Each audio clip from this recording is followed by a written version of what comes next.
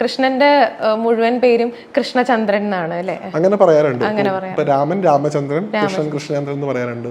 വസുദേവ കൃഷ്ണൻ എന്നാണ്. പിന്നെ വസുദേവൻ എന്നുള്ളത് ഒരു ടൈറ്റിലാണ് ആക്ച്വലി. അതൊരു എന്താ പറയാ, ഇപ്പൊ നമ്മള് ലോർഡ് ലിവിങ്സ്റ്റൺ എന്നൊക്കെ പറയില്ലേ, അതുപോലെ പ്രഭു ലിവിങ്സ്റ്റൺ ആണ് അദ്ദേഹത്തിന്റെ പേര്. അതുപോലൊരു ടൈറ്റിലാണ് വാസുദേവൻ എന്നാണ് പറയുന്നത്. വാസുദേവന്റെ ടൈറ്റിൽ അന്നത്തെ കാലത്ത് ഹോൾഡ് ചെയ്തിരുന്ന ആള് കൃഷ്ണൻ ആയതുകൊണ്ട് വാസുദേവ കൃഷ്ണൻ എന്ന് പറയുന്നതാണ്. ആര്യാവർത്തത്തിൽ അതൊരു ടൈറ്റിലായിരുന്നു. അതുപോലെയുള്ള ഒരാളെ നമുക്ക് കാണാൻ സാധിക്കും ഭാഗവത്തിലൊക്കെ. വസുദേവ പൗണ്ഡ്രകൻ എന്ന് പറഞ്ഞിട്ട് ഒരാളുണ്ട്. വളരെ രസമാണ്. അദ്ദേഹത്തിന് 4 കൈയൊക്കെ ഉണ്ട്. 4 കൈയല്ല, അദ്ദേഹത്തിന് ചക്രമൊക്കെ ഉണ്ട്, മയിൽപ്പീലി ഉണ്ട് കിരീടത്തില്, മഞ്ഞപ്പട്ടാണ് കൊടുക്കുള്ളൂ, ഗോപിക്കുറിയെ തൊടുള്ളൂ, വനമാല ഉണ്ട്. എന്താ പറയാ, ശ്രീവത്സം എന്ന് പറഞ്ഞാൽ മറുകൊന്നുമില്ല. അദ്ദേഹം എന്തോ പഴുപ്പിച്ച് വെച്ചിട്ട് ഇവിടെ ഒരു പാടുണ്ടാക്കിയിട്ടുണ്ട്. അദ്ദേഹം പറയുന്നത് അദ്ദേഹമാണ് യഥാർത്ഥത്തിലുള്ള കൃഷ്ണൻ എന്നാണ്.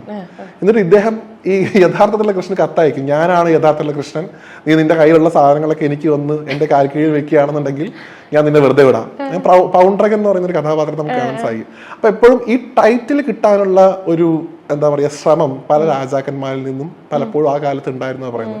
പക്ഷെ അത് ഭഗവാന്റെ കാലഘട്ടത്തിൽ മുഴുവൻ ഹോൾഡ് ചെയ്തിരുന്നത് കൃഷ്ണനായിരുന്നു.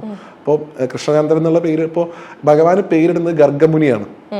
അപ്പൊ ആദ്യം ബലരാമനെ മടിയിൽ വെച്ചിട്ട് പേരിടുമ്പോൾ അദ്ദേഹം ഈ ബലിഷ്ഠമായ കൈ കൊണ്ട് ഇങ്ങനെ മുകളിലേക്കും താഴത്തേക്കും കൈകാലിട്ട് അടയ്ക്കുകയും ചെയ്യുന്നത്. അപ്പോൾ ഇവൻ ബലമുള്ളവനായതുകൊണ്ടും എല്ലാവരുടെ കാഴ്ചയെ രമിപ്പിക്കുന്നവനായതുകൊണ്ടും ഇവന് ബലരാമൻ എന്ന് പേരിടുന്നു എന്നാണ്.